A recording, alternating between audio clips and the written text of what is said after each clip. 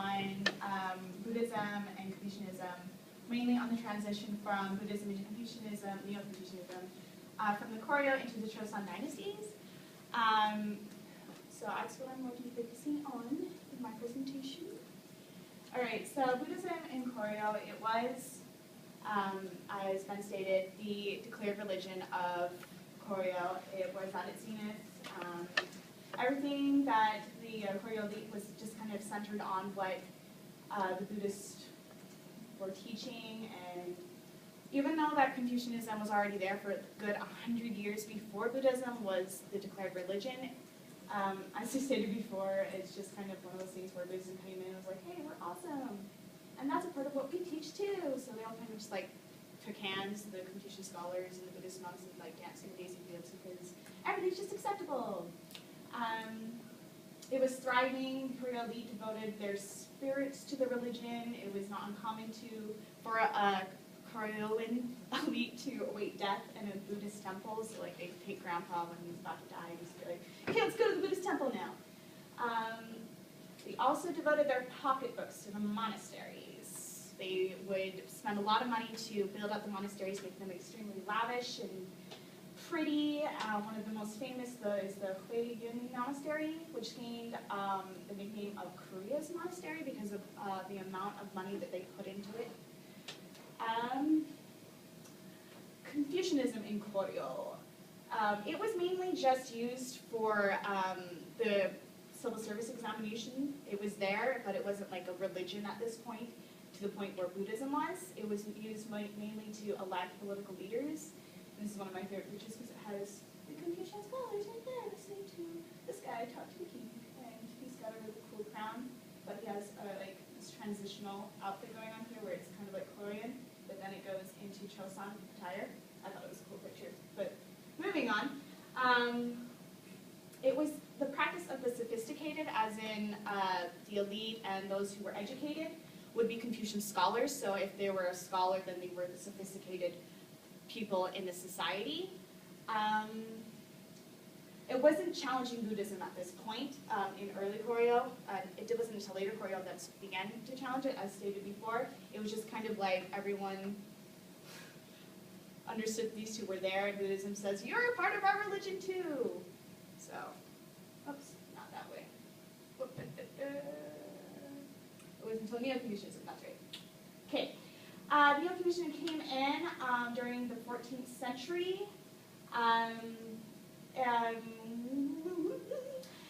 because of the new books that came in with Neo-Confucianism and the new teachings, it kind of reconstructed the way that people practiced Confucianism, and it brought a lot of criticisms to Buddhism.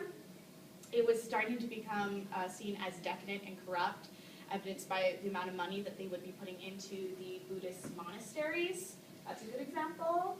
And so there was this beginning desire for the elite to get away from Buddhism because of how it differed from what they were teaching, and especially the official scholars.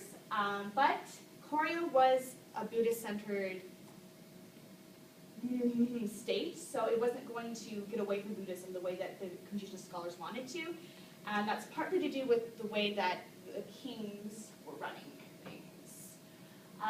But as the Koryo dynasty continued, more and more anti-Buddhism sentiments were being spread. There wasn't a lot of the way that Confucianism used to be. It was more and more of the Neo-Confucianism sentiments because the new officials who had been taught with Neo-Confucianism and everything, once again, was just like, they criticized it on both ethical and philosophical grounds, and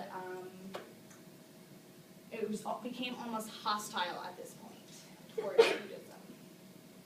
Okay. There was a call for reform of the civil service examination system because of all the anti-Buddhism sentiments. At the time, the civil service examination system had a lot of Buddhist elements, including poetry, that the scholars in training would have to memorize and have to make. And they wanted to get away from that. They wanted to have more focused on the 5 Confucian classics. They didn't want any more of the Buddhist elements within it. They wanted to stay pure Confucian, which is interesting because it's Confucian in Buddhism, and that's a different spout of it. But because the Korean kings were not very fond of this idea, a lot of the scholars who rebelled against them and tried to get the reform of the system were lost their positions due to the rebellion. One of the most famous is Choi Yak, who was a very influential Confucian scholar. He was from a very well-known family. He was very powerful within the courts, but he somehow got the gumption to criticize the king and confronted him and said that, and criticized him for encouraging Taoism and Buddhism and claimed that the king was keeping company with frivolous quotas. And the king kind of said, "Oh, well, that's cute, you all trying to go against me. You fired!" So, as things wound down and the elite eventually overthrew the Koryo dynasty, the Choson era was born, and they said, well, they were Buddhists, so we're going to be Confucians. And we're going to focus everything on Confucianism. However, Buddhism did not die out, as stated before, and evidenced by the fact that a lot of people are still practicing Buddhism in Korea. So, but during the early parts of the Choson dynasty, a lot of Buddhist elements were still flopping in and out of the civil service examination system.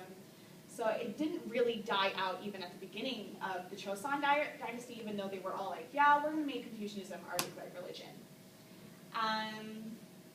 A lot of the early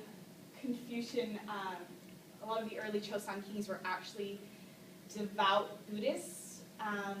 So you can see that it wasn't like this switch of, well, we're just not going to support Buddhism anymore. It was more just that they needed to have this transition, and it slowly died out from being the declared religion.